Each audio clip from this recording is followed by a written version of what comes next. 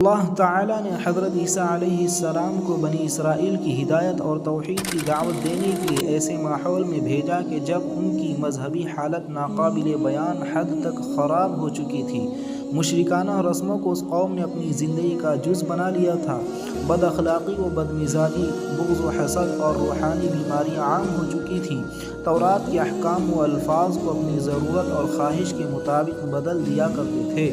انہوں نے اپنی بدبختی کی وجہ سے حضرت زکریا و یحییٰ علیہ السلام کو بھی شہید کر ڈالا تھا۔